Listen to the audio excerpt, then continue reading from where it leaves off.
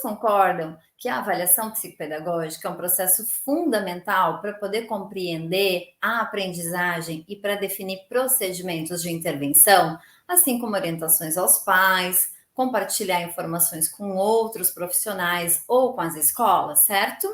Concordam? Mas se eu te contar que o relatório de avaliação é mais do que um documento? Pois é, se você ainda não vê dessa forma, você deveria. Quando uma psicopedagoga ou neuropsicopedagoga faz uma avaliação, o que o relatório de avaliação contém é tudo que faz a diferença na compreensão e no processo de aprendizagem daquele paciente, de maneira muito, mas muito particular. Eu arrisco dizer até que o que faz a diferença para a vida dele está ali, no relatório de avaliação da psicopedagogia. Somente quando você entender a importância desse relatório, do que constar nesse relatório, você vai sim caminhar rumo aos 15K, rumo a uma vida profissional onde você vai poder viver da psicopedagogia. O relatório de avaliação, gente, deve ser um relato realmente detalhado, fundamental sobre as habilidades cognitivas, ou seja, tudo aquilo que o nosso cérebro precisa para aprender. Lembram? Percepção, atenção, memorização, raciocínio, a orientação temporal e espacial, função executiva, por exemplo, são essas habilidades, algumas delas, né? A maioria eu já citei aqui para você. Tem outras também. E ele tem que conter tudo isso. Ele tem que conter todas as habilidades cognitivas.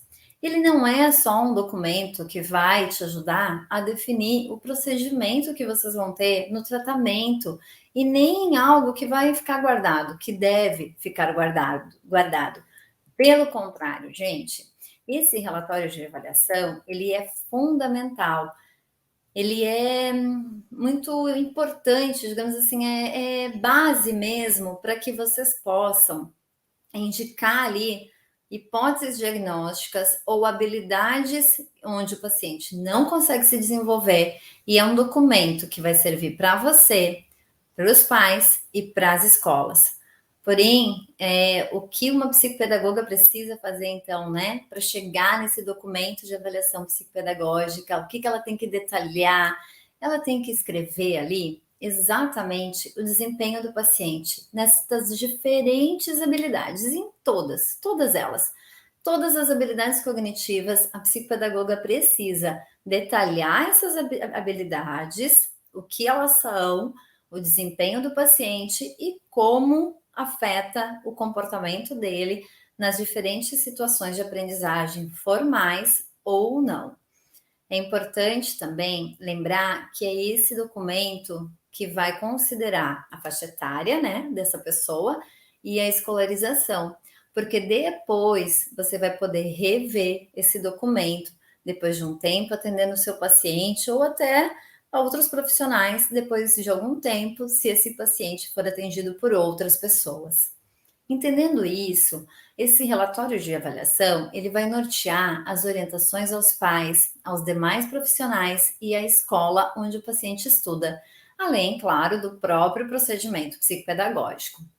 Ele não tem necessariamente a intenção de apontar possíveis diagnósticos, mas pode sim fazer isso sempre que você conseguir identificar características que definem claramente uma hipótese diagnóstica.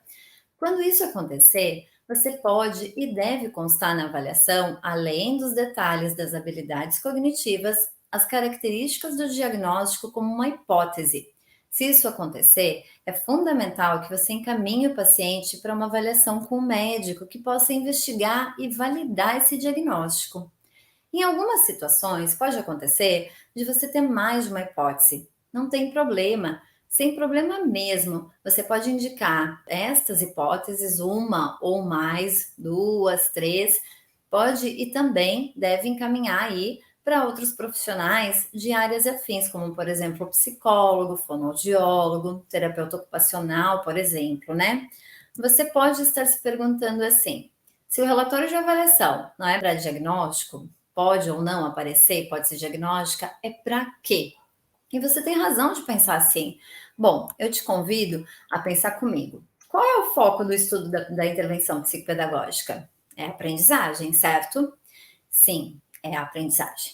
Mas o que exatamente da aprendizagem? Essa é a grande questão.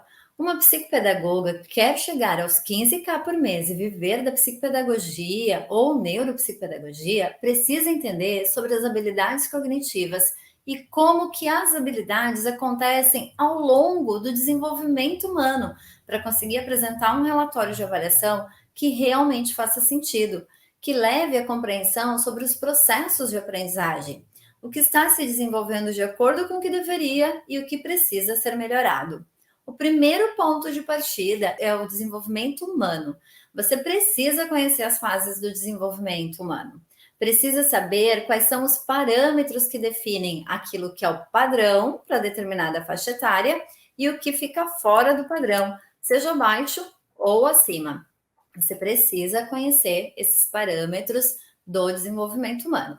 No seu relatório, você sempre precisa fazer referências às habilidades cognitivas de acordo com a faixa etária, e você só vai poder fazer isso com assertividade se você souber o que é comum nessa faixa etária, o que já deve estar desenvolvido e o que ele está atrasado, podendo comparar aí, né, o que está atrasado ou até o que está além.